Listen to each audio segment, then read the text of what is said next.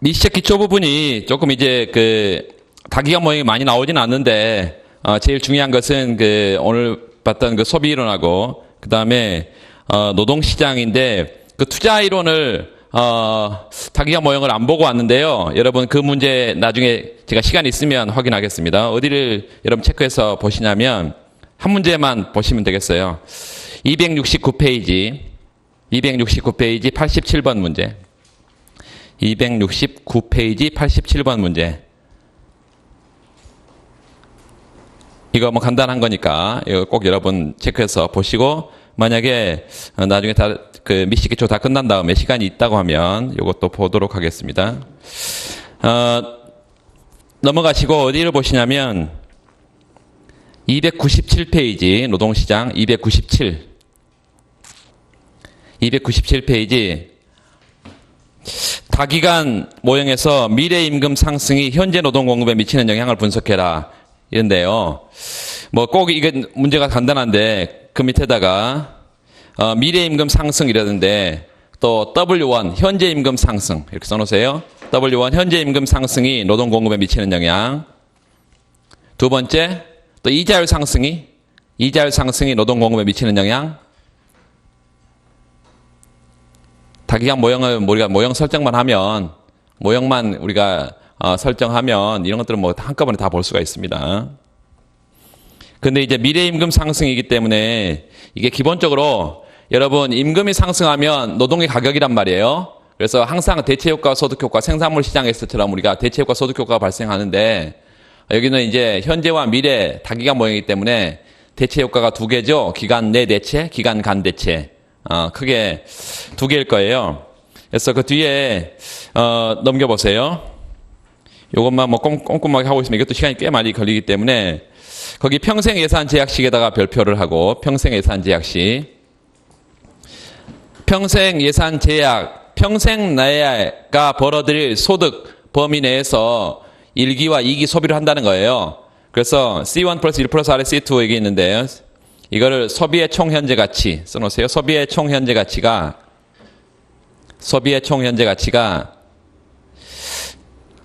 거기 H1-L1.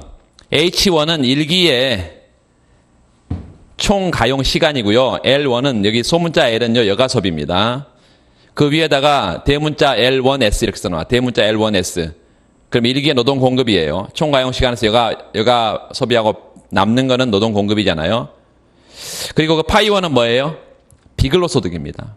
비근로소득. 그리고 2기 거는 현재 가치화 했고, 그 H2-L2 이건 뭐겠어요? 대문자 L2S. 2기 노동 공급이겠죠? 파이2는 뭐예요? 2기의 비근로소득이고. 그래서 이 평생 예산 제약식은 우리 생각하기에, 자 보세요. 1기 소비하고 그리고 2기 소비는 물론 현재 가치화해서 소비의 총 현재 가치. 이게 여기 1기의 소득하고 2기의 소득의 현재 가치 합이겠어요. 그런데 그 소득이 근로소득과 비근로소득으로 구성되어 있다. 사실은 이제 그 비근로소득을 다기간 모형에서 고려해보면 굉장히 복잡해져 버립니다. 근데 단일기간 모형에서 우리가 미시경제학 가면 다 할 거예요. 단일기간 모형에서 비근로소득을 고려한 경우 다 할 거란 말이죠. 근데 다기간 모형에서는 그것까지 고려하지 않아. 뭐 다른 것도 안 나왔는데 거기까지 나올 일은 없습니다. 근데 그래서 안 넣어도 상관없는데 모형 설정 부분에는 파이1, 파이2를 넣어주자고요. 이해되세요? 그래서 근로소득은 W1 1기 임금에다가 1기 노동 공급을 곱한 건데 여기 대문자 L1S 이렇게 여기에 파이1 그러면 1기의 비근로소득이죠. 이게 이제 근로소득이고 1기의 비근로소득.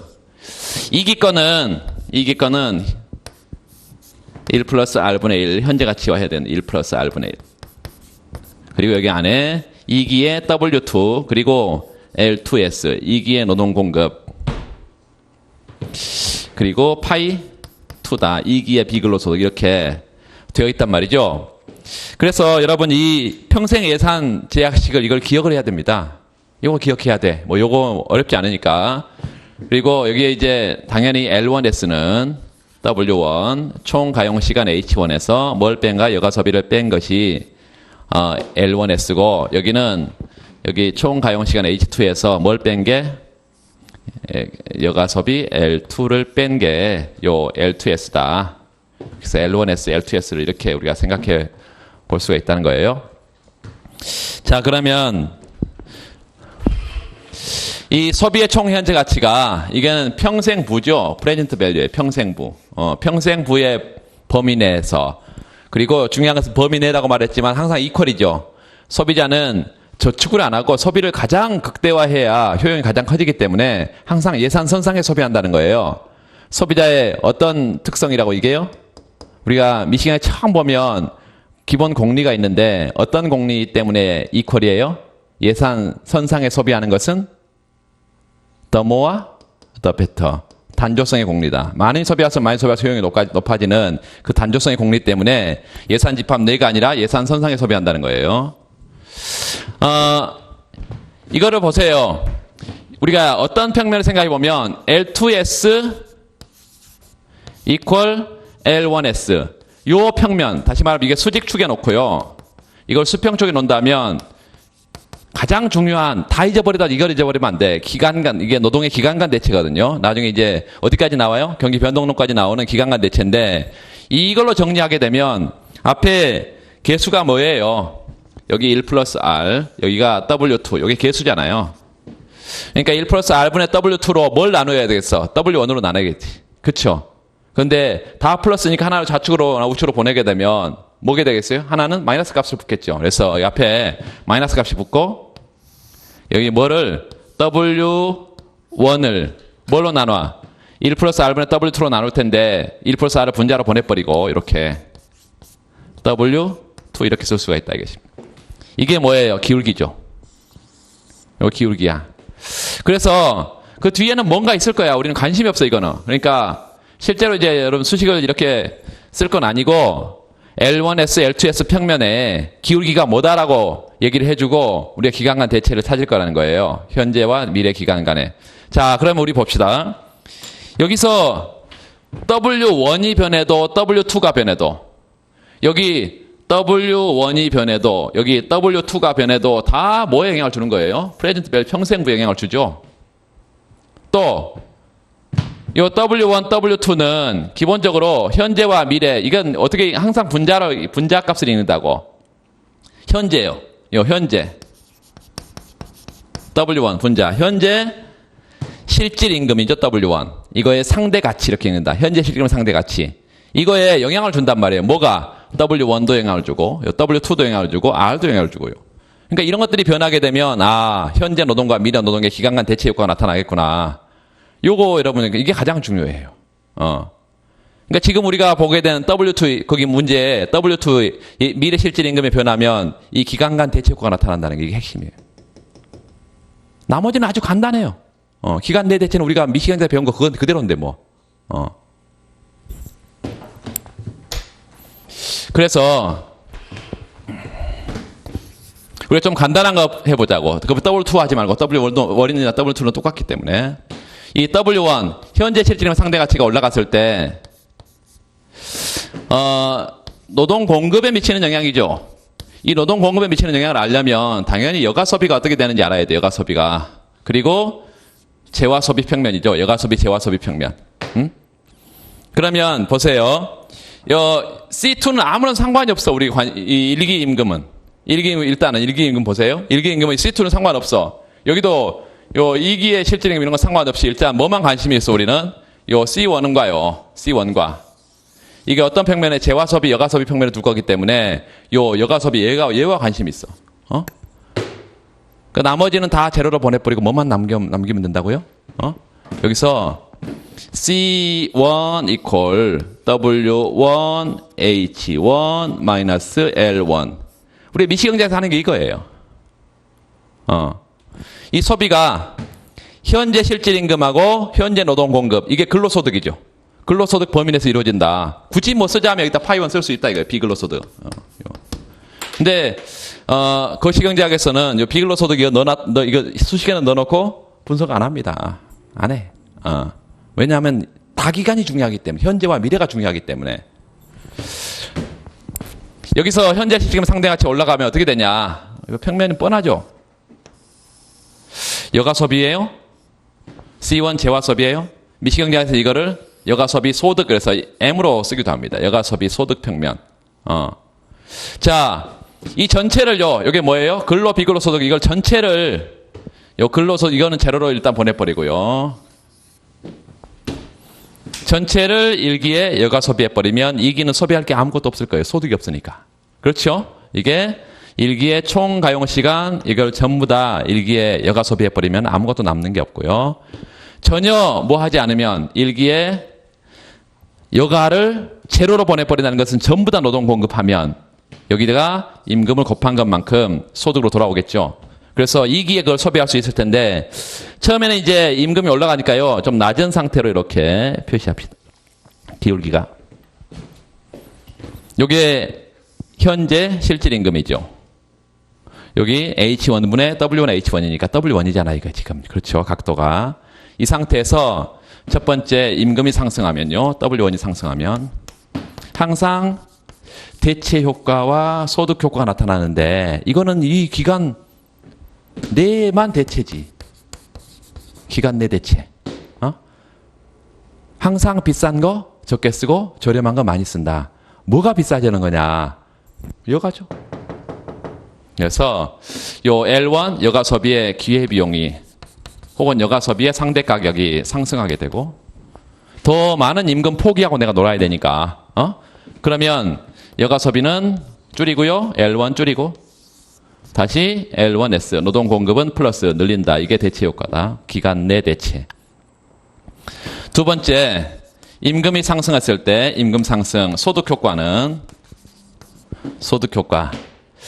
내가 이 임금 상승의 소득 효과는 아주 중요한 가정 두 가지가 들어가야 되는데 여러분 첫 번째 가정 다 알고 있을 거예요. 아, 여가 소비가 정상제다 이 가정. 다 알고 있을 거야. 두 번째는요. 뭐 주말 근무 이런 걸 통해서 이제 그 근로 시간을 더 연장할 수도 있어요. 그러니까 기본적으로 근로 시간이 주어져 있다는 전제가 있어. 기존의 근로 시간이 그대로 유지된다는 거야.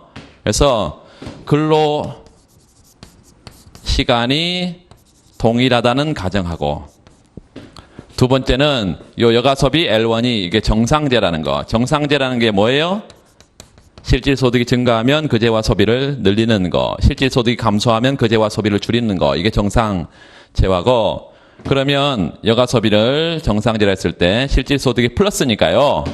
여가 소비를 늘리고 노동 공급은 줄이는 L1S 줄이는 이런 효과가 나타날 것이다. 그래서 요 노동 공급 쪽에서는 대체 효과와 소득 효과가 나타날 것이고 대체 효과가 크냐 소득 효과가 크냐에 따라서 이렇게 이 효용함수를 아무도 주지 않죠. 미시경제학 가면 이제 여기다가 콥더글라스 효용함수를 집어넣을 수도 있고 레온 TF 집어넣을 수도 있고 준선형 다 집어넣을 수가 있다는 것입니다. 그래서 2015 작년에 외교원에서는 콥더글라스가 나왔어요. 하여튼 이런 상태라면 임금률이 상승했을 때 노동 공급을 늘린다. 뭐 이런 식이지. 자, 임금률이 상승한 거를 새로운 예산 제약식을 이렇게 표시하면 전부 다 놀아버리는 거는 임금 상승과 아무런 상관이 없죠. 그래서 기울기를 바꿀 것이고 이게 최초에 여러분 쓸 때 그래프에는 가능한 한 정보를 많이 포함하고 있어야 됩니다. 물론 지저분해버리면 안 되고 지저분하지 않다면 가능한 한 많은 정보를 그래프에 포함하고 있으면 좋아요. 이게 뭐가 돼? 최초의 예산선, 최초 예산선, 기울기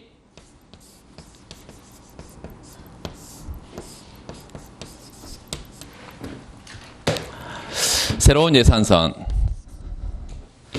자, 최초의 한 점을 임의로 한 점을 찍고요. 요 변화 이후의 가격을 소득 효과를 제거하면 대체 효과인데 두 가지의 보상이 있다 그랬습니다. 하나는 힉스식의 보상, 또 하나는 슬러치기 보상. 힉스 보상이 가장 최소 지출액이기 때문에 예산선을 가장 안쪽으로 끌어내린다. 그래서 예산선이 이 아래쪽으로 떨어지는 것이 슬러치기 요점, A점, 힉스는 요런 점, 그래서 B점. 그래서 대체 효과는 어떻게 나타나고요? 예산선을 안쪽으로 끌어내리는데 무차별 곡선이 서로 이렇게 돼 있을 때 실질 소득이 일정한 상태, 이런 상태에 처음에 L1 프라임 이렇게 대체 효과가, 그 다음에 소득 효과는 요 A점을 중심으로 대체 효과와 소득 효과가 같다고 하면 여기까지 가겠지만 대체 효과가 더 크다고 하면 이런 점에 예컨대 있을 것이다. 여기가 쭉 끌어내려서 L1의 더블 프라임이라서 소득 효과가 더 적다, 대체 효과보다. C점을 지나도록 무차별선을 이렇게 표시합니다. 효용은 I0의 효용 수준에서 I1의 효용 수준을 이렇게 넣을 것이다. 이렇게 썼는데, 자, 보세요. 문제에서 W1이 아니라 W2가 올라갔다 그랬어. 똑같아요. 똑같아. 그러면 우리의 관심사는 요 L2하고 C2일 거야. 그리고 이것도 똑같아. C2는 여기가 W2, H2, 마이너스 L2. 여기가 파이2. 뭐 달라질 게 뭐 있어요? 달라질 게 없어.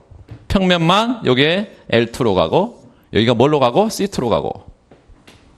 그러니까 기간 내 대체는 현재 기간이든 미래 기간 내든 상관이 없어. 똑같아요.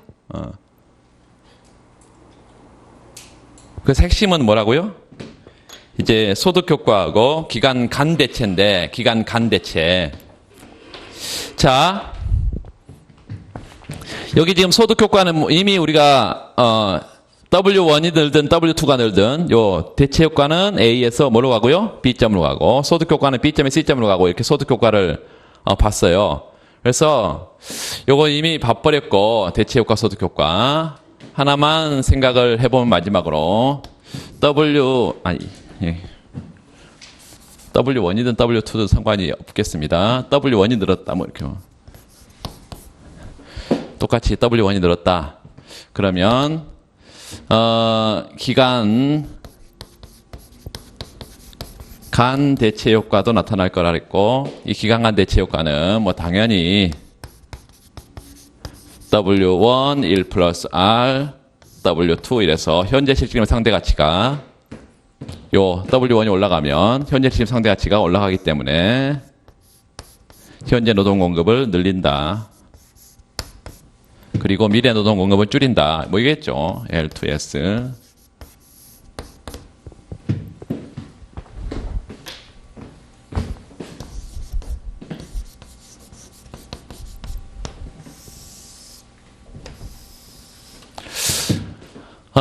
L1S 1기 노동 공급, L2S 2기 노동 공급. 노동은 비재화입니다. 비재화다. 응? 그래서 똑같은 노동 공급을 해야 되면 다음 기회 노동 공급은 줄이면 좋고, 다음 기회 노동 공급을 일정하게 유지되면 현재 노동 공급을 줄이면 좋죠.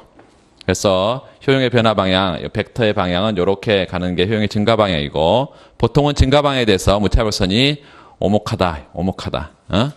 그래서 이런 형태의 무차별선 우리가 하나 표시하면, 임금률이 어떻게 되니까요? 올라가니까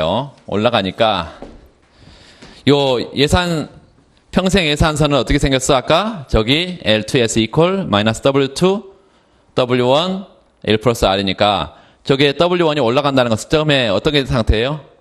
요게 낮은 상태에서 나중에 올라가는 거니까 낮은 상태에서 가팔라지겠죠. 그렇죠? 완만한 상태에서 가팔라져. 그 말은 요렇게 완만한 상태였다가 요렇게 가팔라진다, 이런 얘기입니다.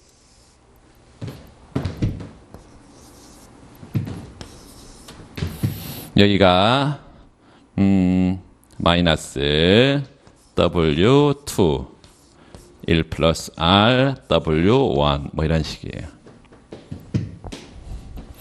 여기가 마이너스 W2 1 플러스 R W1 네요. 프라임. 그러면 처음에 각각 1기와 2기의 노동 공급을 이만큼 하고 있다가 이만큼의 노동 공급으로 이만큼 1기의 노동 공급은 늘리고 2기 노동 공급은 줄이고 이렇게 A점에서 어떤 점으로 B점으로 가면서 이게 기간 간대체인데 기간 간대체. 자, 왜 임금 변화에 따른 소득 효과는 얘기하느냐? 임금 변화에 따라서 소득 효과는 기본적으로 이 나라 전체에서 상쇄될 가능성이 높습니다. 따라서 요 A점으로 B점으로 지금 대체 효과, 기간 간 대체 효과만 우리가 관심을 가지면 돼요. 여기가 뭐가 되더라도 아까 우리 앞에서 본 것처럼 똑같이 W2가 되더라도 똑같아. W2가 되면 이제 요게 올라가면 당연히 요게 분모값이 커지니까 요게 커지니까 전체 값은 떨어질 것이고 반대로 1기 노동 공급은 줄이고 2기 노동 공급은 늘릴 것이고 이렇게 요게 이제 아까는 여기로 왔는데요. 이제 반대로 가겠죠. 이렇게 반대로. 그래서 노동 공급이 1기에는 줄이고 2기에는 늘리겠죠. 전혀 뭐 어려울 게 없는 그런 그래서 제일 중요한 건 뭐라고요? 요 평생 예산 제약식을 여러분이 기억하고 있고 이걸 가지.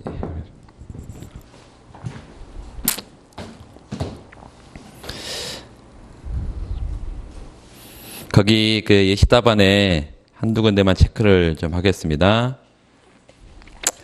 그 2번에 기간 간 여가 선택의 최적 조건 거기다 별표를 하고 무차별선의 접선의 기울기가 있고요.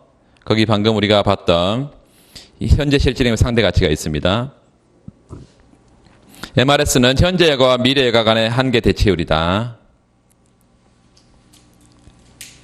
또 무차별선의 기울기다. 두 번째 W2분의 W1 1 플러스 R은 현 예산 제약의 기울기. 왼쪽에 그 기간 내 대체 효과는 그 A점, B점 이런 거 있잖아요. A점, B점. 요게 지금 수평축의 소문자 L2입니다. 소문자 바꿔주시고 대문자가 아니라 다 고쳤는데 지금 소문자 거기에 소문자 L2 여가소비예요. 2기 여가소비, 2기 재화소비 평면에 그 A, B 동일한 무차별선상에 왔다 갔다 하는 게 지금 대체 효과인데요. 예산선이 하나 바깥에 나와 있는 거는 거기다가 또 설명을 하려다가 지금 안 그린 건데 그거 지워버리시기 바랍니다. 화이트 있으면 바깥쪽으로 나가 있는 거 의미 없는 거니까. 오른쪽 그래프는 그 재화소비와 여가소비의 최적 선택에서 2기 여가소비와 2기 재화소비의 선택인데 평생 부가 PV1에서 PV2로 이렇게 평생 부가 증가했잖아요. 그래서 그 위에다가 예 이러해서 사례 예 프레젠트 밸류 증가 이렇게 써놔요. 프레젠트 밸류가 증가한 경우 평생 부가 증가하는 경우 아까 말했어요. 평생 부가 증가하는 경우는 요거 평생 부가 증가하는 경우는 이 안에 들어있는 게 뭔가 증가하면 올라가면 평생 부가 증가하는 것입니다. 그래서 평생 부가 증가하면 소득 효과가 예산선이 평행하게 갔으니까요. 소득 효과를 써놔. 평생부 증가에 따른 소득 효과. 1기 여가소비, 1기든 2기 여가소비, 2기 재화소비 둘 다 이걸 늘린다.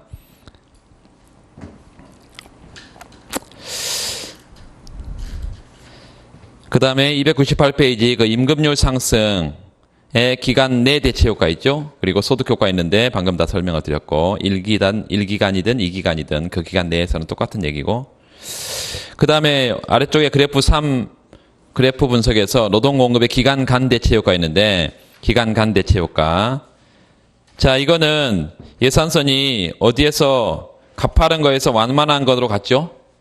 그러니까 거기 옆에다가 기간 간 대체에다가 W2가 올라간 거예요? W1이 올라간 거예요? W2가 올라간 거죠. 예, W2가 상승한 경우. 기간 간 대체 효과 나와 있고.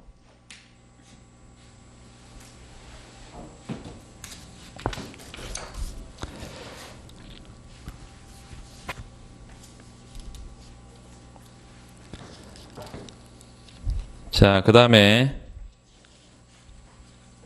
300페이지는 지난 시간에 봤나요?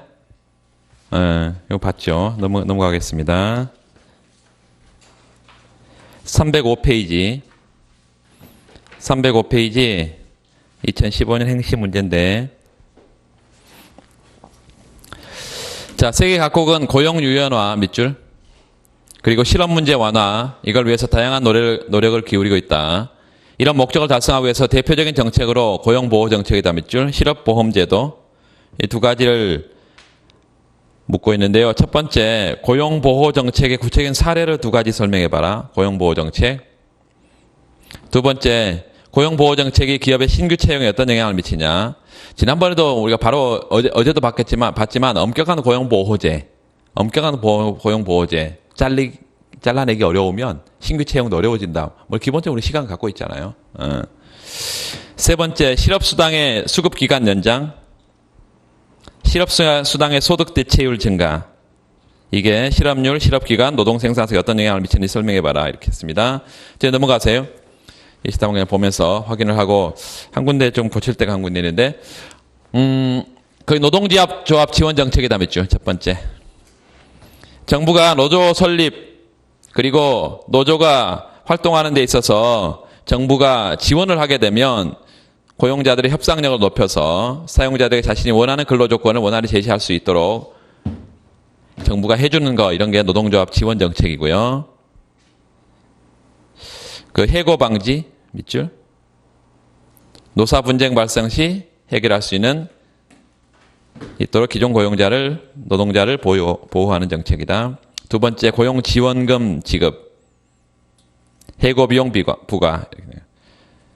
보통 이제 경기가 나쁠 때 기업들은 이제 근로자들을 해고시키려는 그런 유인을 많이 갖게 될 거예요. 그런데 정부가 계속해서 그런 근로자들을 고용해주는 대가로 고용 지원금 이런 걸 준단 말이죠. 또 하나, 그 퇴직금, 그 밑에 퇴직금, 고용자를 해고할 때 지급하는 퇴직금, 이 규정이 해고 비용으로 활용될 수가 있다. 퇴직금 지급 규정을 더 엄격하게 하면, 우리나라 이제 비정규직이 제일 문제인데, 2번 고용보호 정책의 영향. 일단 정부의 고용보호 정책으로 인하여 기업 내 밑줄 긋시다. 노동조합의 영향력이 강해지고, 기존 고용자들의 해고하는 데 비용이 상승하게 되면 기업 내 기존 근로자들의 교섭력이 강해진다 밑줄. 노조가 공급 독점자처럼 행동하게 된다 이것입니다. 이제 그러면 그 그래프를 잠깐 가보세요. 그 노동자 단체의 최적 선택에서 공급 독점자를 써놔요.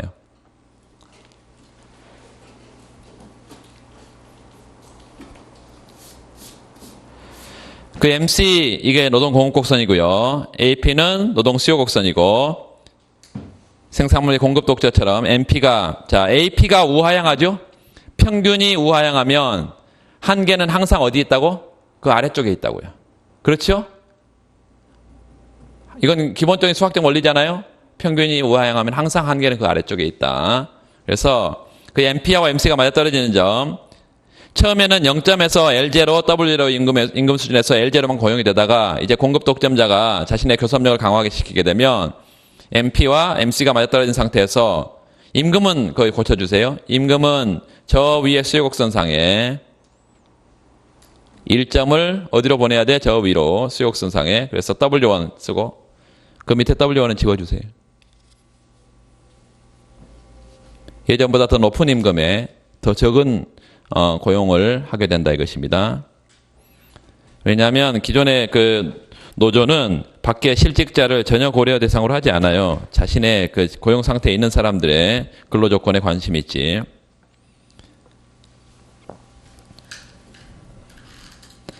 자, 그 다음에 설문 3에 바로 넘어가겠습니다.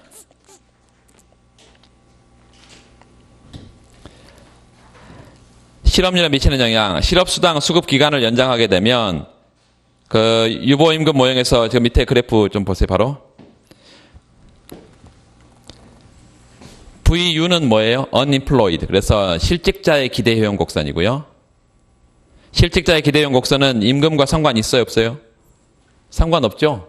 취업자에게만 임금이 의미가 있지 실직자에게 임금이 무슨 의미가 있어요? 그래서 수평선으로 나오고 취업자의 기대해용 곡선은 우상향하는데 한계해용은 점점 소득의 한계해용은 체감한다 이런 가정을 둔 것입니다. 그래서 처음에 최초의 균형점을 A점 쓰세요. A점.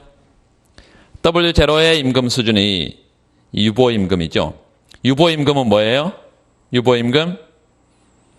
직업 제한을 받았을 때 수락하거나 거절을 결정하는 임금 수준이죠. 유보임금 수준 W0 스타다.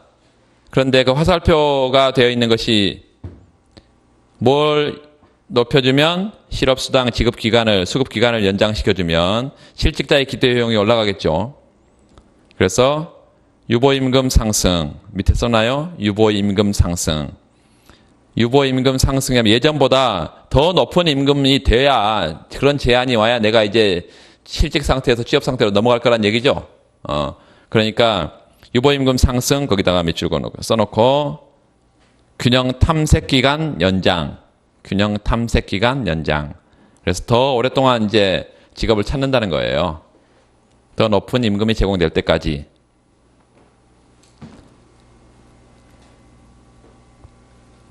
그리고 오른쪽 가면 S1-U는 뭐예요? 실직 곡선. 그 다음에 UPH W0S다 이렇게 되어 있는데요. 그 위에 거기 써놓으세요. 그 P는 뭐예요? P는 직업 제한 비율이고요. HW0 스타는 뭐예요? 1회 제한 시 W0 스타 이상의 임금을 제한받을 확률이죠.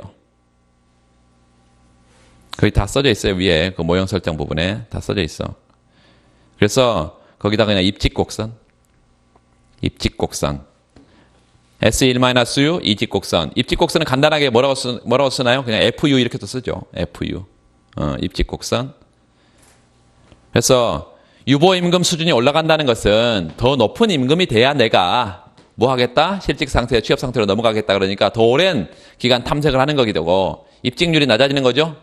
그렇죠. 그래서 하방으로 떨어진다. 거기 자연실업률 증가 써나요? 자연실업률 증가. 그래서 밑에 보면 실업수당의 수급기간이 연장되는 경우 실업상태의 기대효용이 올라가게 되고 이로 인해서 노동자들이 느끼는 유보임금 역시 상승한다. 밑줄 유보임금. 그래서 유보임금이 상승하게 되면 유보임금 이상의 임금을 제한받을 확률이 떨어지고 그래서 그렇게 써나요? 입직률이 떨어지고 또 입직곡선이 하방 이동하고 다 같은 말이에요. 실업률을 상승해. 그 실업률은 무슨 실업률인가요? 자연실업률입니다. 자연실업률. 이게 자연실업률 결정식이니까. 두 번째, 실업수당의 소득 대체율 증가. 실업수당의 소득 대체율 증가라는 것은 뭐예요? 근로자에게 걷는 거예요? 아니면 지금 실직자에게 영향을 주는 거예요? 기본적으로 여러분 근로자들이 예전에 예컨 소득의 5%를 적립을 했다고 하면 이제 10%를 적립하게 만드는 거예요. 그러면 지금 내가 일하는 거에서 더 많이 뺏어가니까 싫겠죠. 그래서 취업자의 기대효용이 하방으로 떨어지고요. 두 번째, 지금 내가 실직 상태에 있어. 그러면 더 많이 거뒀다가 더 많이 주는 거니까 좋은 거죠. 그래서 실직자의 기대효용 곡선은 상방, 화살표 하세요. 그 다음에 취업자의 기대용 곡선은 하방 이렇게 떨어지면 맞아 떨어지는 점 있어? A점에서 B점으로 이렇게 B 써놔요. A, B 이렇게. 유보임금이 W0 스타에서 W2 스타까지 유보임금이 올라가네요. 유보임금 상승. 마찬가지로 입직률 하락. 자연실업률 증가. 이렇게 되겠습니다. 전혀 어려울 게 없어. 그래서 그 뒤에 나와 있는 것들은 여러분 읽어보시면 되고 거기 3번 노동 생산성에 미치는 영향 좀 보세요. 노동 생산성. 실업수당의 기간의 연장 및 실업수당의 소득 대체율 증가는 밑줄 긋읍시다. 모두 실업률을 상승시킨다. 실업률이 상승한다는 것은 이제 생산에 참여하고 있는 근로자 수가 점점점 줄어든다는 것을 의미하죠. 근로자가 줄어들면 더 적은 근로자들이 더 많은 생산 시설을 가지고 일을 하게 되는 거죠. 노동 생산성 향상 밑줄. 노동 생산성 증가. 그 뒤에 그러나 만약 노동자의 노동 생산성이 근로자의 근로 의욕과 마이너스 상관관계가 있다면 밑줄.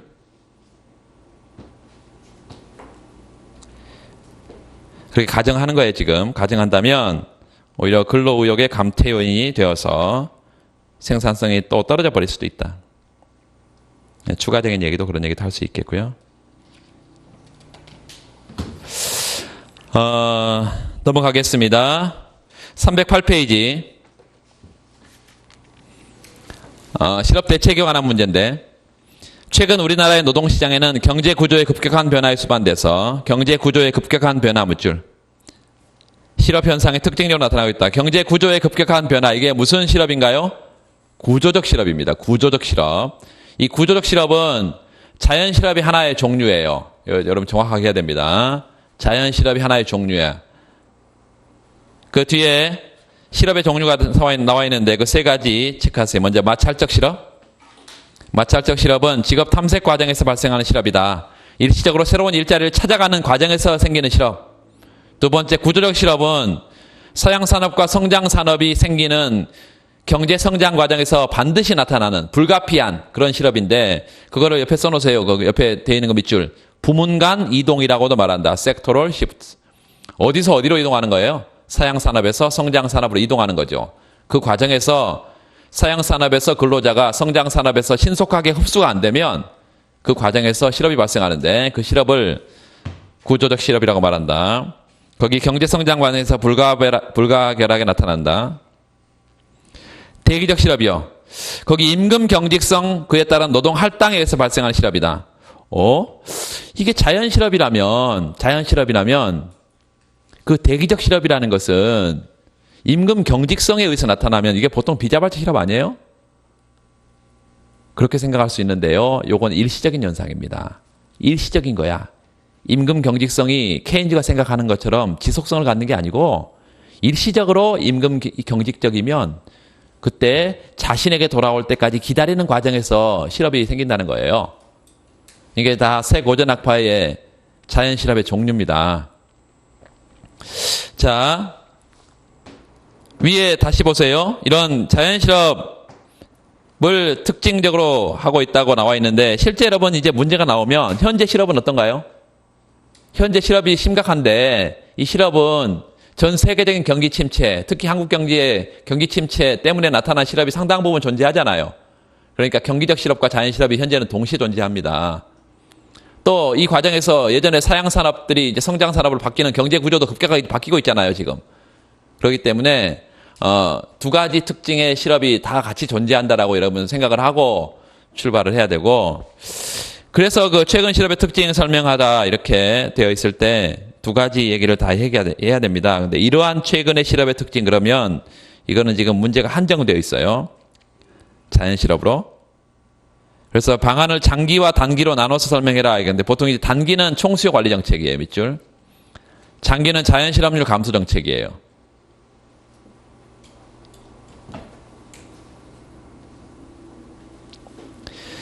어, 309페이지 보면 그 자연 실업률 결정 과정에다 별표하고, 일단 자연 실업률이란 건 뭐냐?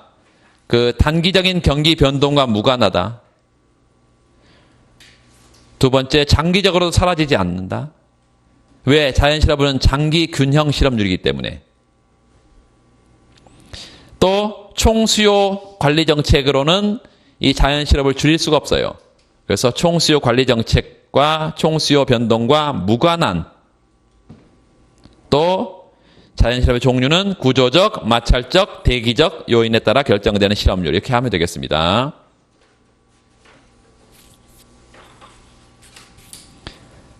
거기 L equal E 플러스 U 밑줄 그어놓고, 경제활동 인구는 취업자와 실업자 합이고, S를 job separation, 그 다음에 F를 job finding, 이렇게 비율이라고 한다면, 장기균형 상태에서 거기 FU equal SE, 거기다 박스를, 실직자 가운데 새로 일자리를 찾는 사람의 비율과 취업자 가운데 새로 일자리를 잃는 사람의 비율이 맞아떨어진 상태가 장기균형 상태라고요. 그 장기균형 상태의 조건식을 쭉 정리하면 밑에 자연실업률 UN, 거기다 별표. 자연실업률은 S 플러스 F 분의 S 이렇게 나옵니다. 아주 간단하게 나오죠. 이렇게 나오는데 중요한 것은 이직률이 높으면, S가 높으면, 입직률은 가만히 있고 이직률이 높으면 전체 값은 커져요, 작아져요? 커져요, 작아져? 커지죠. 꼭 해봐야 돼요. 커져요. F가 커지면 낮아지죠. 그래서 그 옆에 이직률이 낮을수록 입직률이 높을수록 자연실험률이 낮아진다.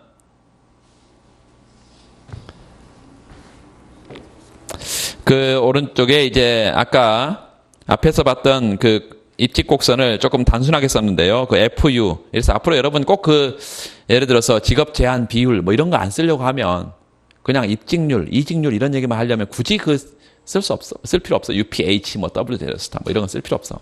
그냥 FU 이렇게 쓰세요. 거기다가 S1-U에다가 이직 곡선 써놓고 그 다음에 FU에다 입직 곡선 써놓고 이게 맞아떨어진 상태에서 UN 자연실험률이 결정되고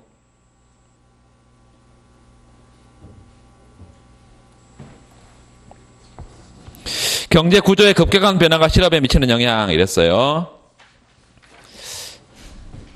경제 구조의 급격한 변화. 자, 아까 뭐라 그랬어요? 사양 산업에서 일자리를 잃고 성장 산업에서 일자리가 흡수가 안 된다. 이게 구조적 실업인데, 구조적 실업. 그러면 실직률은 어떻게 되고요? 높아지고, 입직률은 낮아지고, 뭐 이런 식이라요, 기본적으로. 그래서 일단 실직률 상승 거기다가 동그라미하고 그 그래프 위에 실직률이 상승. 그러면 어떤 점에서 어떤 점으로 가나요? S1에서 S2로 가니까 A점에서 B점으로 화살표하고 실직률 상승. 두 번째, FU에서 F'U 이렇게 입직률이 하락했네요.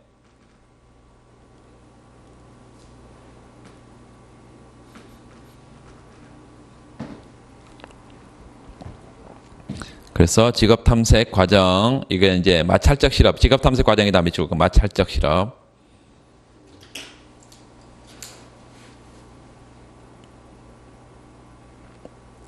그걸 이제 부문 간 이동 그래서 되고, 섹터럴 시프트, 부문 간 이동 과정에서 혹은 마찰적 실업이 증가하면서 자신에게 일자리가 돌아올 때까지 기다리는 대기적 실업이 늘면서 뭐 다 같은 얘기고요. 그 단기 처방은 거기 총수요 관리 정책, 동그라미 총수요 관리 정책. 장기 처방은 자연 실업률 감소 정책 이렇게 해서 실업 대책은 크게 두 가지다.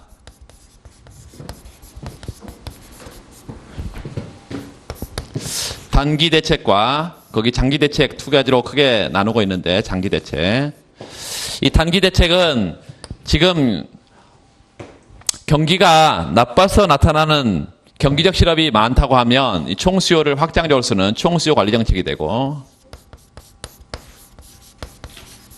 이 총수요 관리 정책을 쓰는 것은 실업이 모호하고 자연 실업뿐만 아니라 경기적 실업이 섞여 있다는 전제하에서 쓰는 것입니다.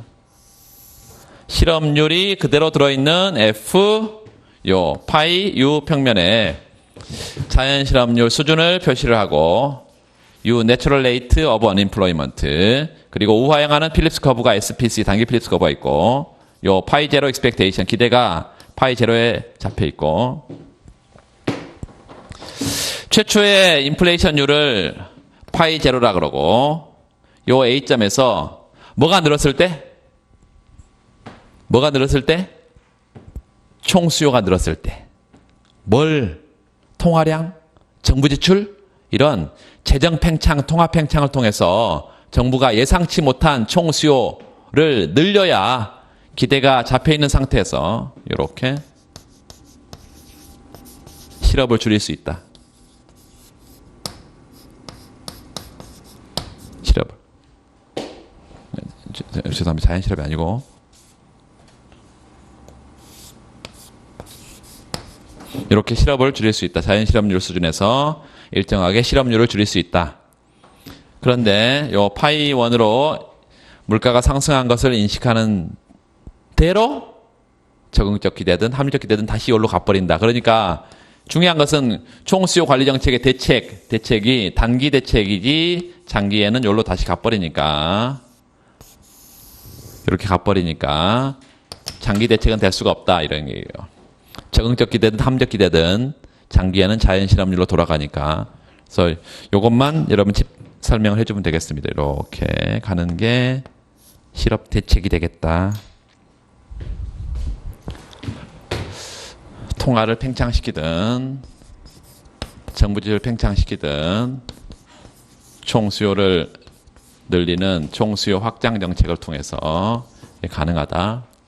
거의 실업 대책은 여기에 집중하고 있죠. 워낙 경기가 나쁘고 또 정치인들이 단기적인 시각을 갖고 있기 때문에 자기 임기 내에 뭐 해결하려고 그러고 지금 당장 재경부 장관 임명시켜 놓으면 자기 1년 안에 1년 뒤에 또 바뀔 거니까 1년 안에 뭔가 해내려고 그러기 때문에 이 장기 대책은 S1-U, FU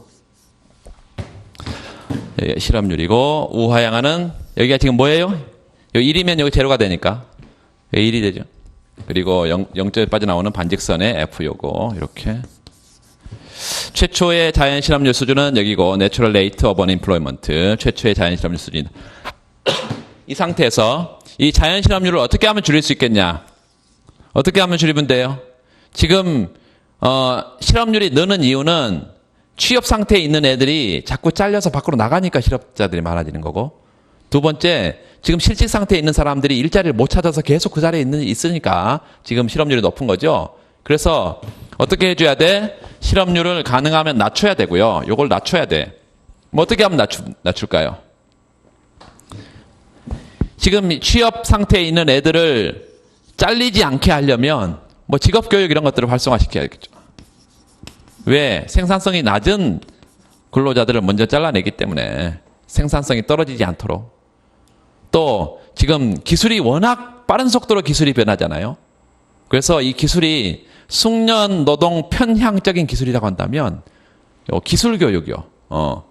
이 기술을 따라잡는 그런 교육 훈련이 필요하다. 그래야 안 잘리니까 이렇게 해서 실직 곡선을 하방으로 이렇게 떨어뜨려야 되고 S1, 1-U, S0. 두 번째, 지금 실직 상태에 있는 사람들이 일자리를 찾는 비율이 이건데요. 실직 상태에서 계속 열심히 자기는 하루 종일 돌아다녀도 일자리를 잘 못 찾는다 이것이에요. 왜냐하면 그 잡을 매치해주는 그런 역할들을 해주는 게 정부 역할들인데 그게 많지 않기 때문인 거죠. 그래서 중소기업은 일자리가 부족해서 야단이고, 이쪽은 남아돌고 저쪽은 부족하고 이런. 그래서 기본적으로 취업 박람회 같은 잡 매치가 안 되는 이유가 정보가 부족하단 말이에요. 그래서 취업 정보 유통을 원활하게 혹은 활성화 이런 대책들이 필요하다. 이런 걸 통해서 뭐를 늘려주면 입직률을 이렇게 늘려주면 이런 점으로 가면서 자연 실업률 자체를 끌어내릴 수가 있다. 이게 장기적인 대책이죠. 그래서 실업률과 실직률과 그다음에 입직률, 취업률 이런 것들을 변화시키는 것은 장기 대책이고요. 이런 노력들을 해야 된다는 것입니다. 근데 장기 대책은 말 그대로 장기적인 대책이기 때문에 금방 가시적인 성과가 나타나지 않으니까 보통 이제 이거에 정치인들이 이걸 관심이 별로 많지가 않죠.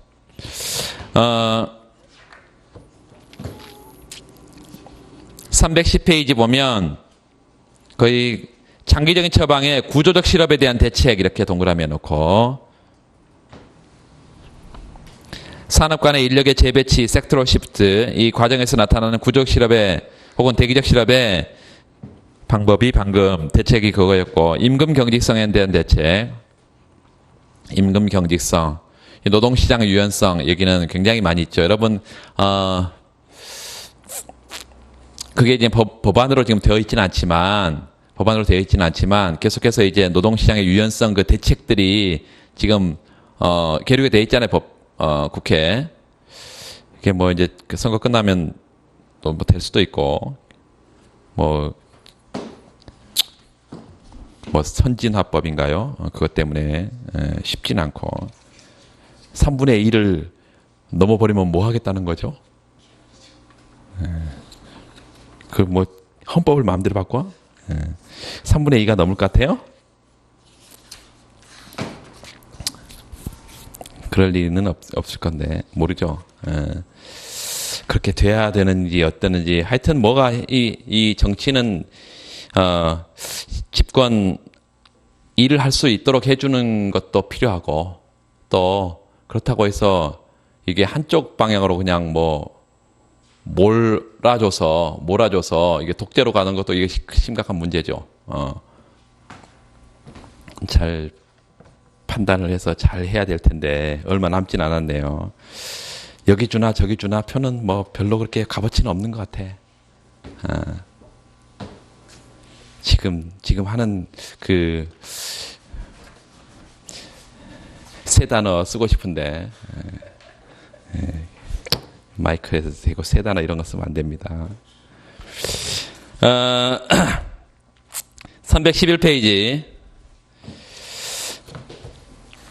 101번 문제 보시면 그 제조업과 서비스업 중 R&D나 교육훈련 등을 통해서 거기 밑줄 긋읍시다. 제조업의 노동자가 더 생산성 향상이 더 크다. 첫 번째 팁이고요. 두 번째는 제조업의 비중은 점점 더 작아지고 있다. 두 번째고, 생산성은 높아지고 있는데 비중이 전체 산업에서 차지하는 비중이 줄어들고 있다네요. 이때 이러한 노동 생산성의 차이가 노동시장에 어떤 영향을 미치냐? 이렇게 물었어요. 그리고 이때 실업대책은 뭐냐?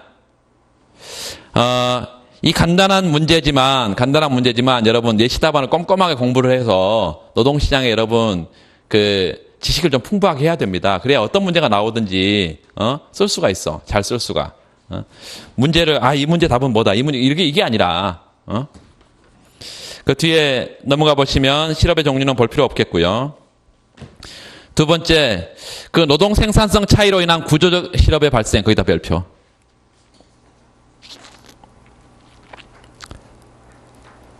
노동 생산성이니까 이 생산성이 노동시장의 수요 공급 곡선에 어디 영향을 주겠어요? 수요 영향을 주잖아요. 그러니까 노동 수요에 대한 얘기를 먼저 해야 되고, 동그라미. 노동 수요는 기업의 이윤이 극대화되는 상태에서 노동 고용 규모가 정해지니까 P 곱하기 Q 마이너스 WL 마이너스 RK 이게 이윤 극대화식이고, 선택 변수는 뭐예요? 노동이니까 노동으로 미분하게 되면 W 이퀄 P 곱하기 MPL이든 P분의 W 이퀄 MPL 이렇게 나올 거 아니에요? 그렇게 나올 것이고, 그래서 제일 뒤에 밑줄 긋읍시다. 기업의 노동 수요는 임금이 한계 생산물 가치와 일치하는 수준에서 결정되고, 노동자의 생산성이 올라가면 노동 수요도 증가한다. 그렇죠. 거기다 일단 노동 수요 증가. 거기다 별표합시다. 개별 기업의 노동 수요를 소문자로 쓰겠습니다. LD. 전체 노동 수요를 대문자로 LD 이렇게 쓸 거고, 물론 시장 전체는 기업들을 다 곱한 걸로, 기업 숫자를 곱한 걸로 되어 있다. 이렇게. 자, 그 첫 번째 그래프에 제조업 부문의 동그라미. 두 번째 서비스업 부문의 동그라미. 자, 제조업 부문의 생산성이 높아요, 낮아요? 높다 그랬어. 그러면 다른 서비스 분야의 생산성은 상대로 낮은 거죠. 그런데 생산성은 뒤로 떨어져 뒷걸음질 치는 경우가 있을까요? 그런 경우가 별로 없을 거니까 생산성이 둘 다 올라가는데 격차가 있다, 이렇게 우리가 생각을 해볼 수 있다 이거예요. 그래서 거기 그 왼쪽에 제조업 부문에 L0 디맨드에서 L1 디맨드로 화살표를 하되, 화살표를 두 개 해서 좀 크게 이동한 걸로 생각을 해보세요. 생산성이 크게 증가해서 제조업 부문에는 노동 수요가 크게 늘었다.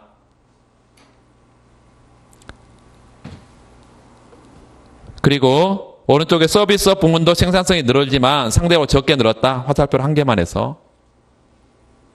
임금도 제조업 부문은 크게 올라가고 두 번. 그 다음에 서비스업 부문은 한 번만. 그래서 임금 격차가 존재하죠. 그 밑에 설명 부분 보세요. 제조업 부문에서는 노동 생산성이 훨씬 더 서비스업 부문보다 크다. 따라서 우측 이동폭이 노동 수요 우측 이동폭이 크고, 결과 W2가 W1보다 더 크다. 밑줄 그었고, 제조업 부문의 임금이 더 높아진다. 그러면 이동을 하겠죠. 누가? 밑에 다음 줄에 서비스업 노동자들이 제조업 부문으로 이동할 요인이 있고, 이게 부문 간 이동. 거기다 박스를 치고 섹터럴 시프트. 부문 간 이동. 구체적인 그래프를 가지고 구조적 실업 유발된다. 그래서 구조적 실업을 앞으로 내가 그래프를 한번 그려봐야 되겠다. 그럼 이렇게 생각을 해서 여러분 유출을 해서 배점이 좀 크면 이 그래프를 그릴 수 있다는 거예요. 두 번째, 임금 경직성으로 인한 대기적 실업. 임금 경직성. 자, 이제, 제조업 부문 전체 노동시장 동그라미, 전체. 전체에다가 동그라미, 전체. 이 제조업 부문은 아까 노동 생산성은 올라간다 그랬는데 전체 규모는 줄어든다 그랬네요. 전체 규모는. 그러니까, 그 밑에, 그래프 밑에 먼저 잠깐 보세요. 거기 첫 번째 줄에 제조업 부문으로 노동자들이 유입된다 밑줄.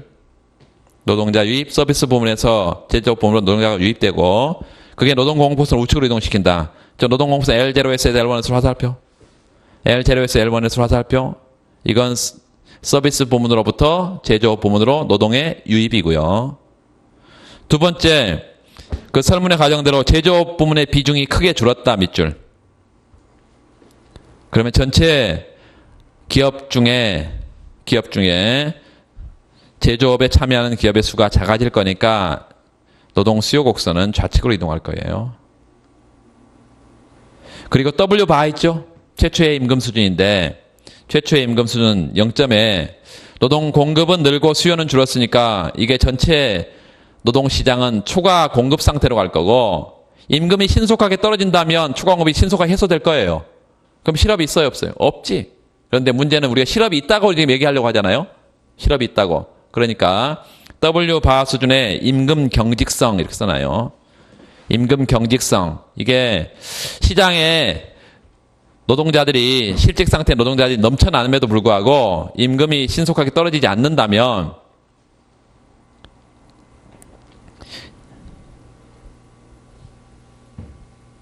임금이 떨어질 때까지 뭐 해야 돼? 대기해야지. 그렇죠? 그래야 어떤 애들은 임금이 떨어지니까 나 그냥 일 안 하고 놀래. 이런 사람도 있고. 임금이 떨어지게 되면 기업이 노동 수요를 늘려줄 거니까 이게 균형 상태로 갈 거란 얘기예요. 그래서 그 설명 부분의 제일 밑에 임금이 W바 수준에서 밑에 두 줄에 수준에서 고정되면 마찰적 실업이 발생한다.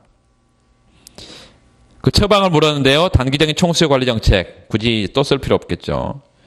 장기적인 정책 처방, 구조적 실업에 대한 대책, 임금 경직성에 대한 대책 똑같이 했고요. 그 임금 경직성에 대한 대책에 거기 우리나라 고용 사정이 선진국에 비해서 열악한 주된 이유가 노동시장의 구조적인 경직성이다 밑줄. 노동시장의 구조적 경직성. 그래서 노동 유연화가 중요하다는 거예요. 유연성 확보가. 그 뒤에는 하나만한 얘기, 뭐 노사정 얘기를 좀. 거기까지 하고 잠깐 쉬겠습니다. 10분 쉬고 하겠습니다.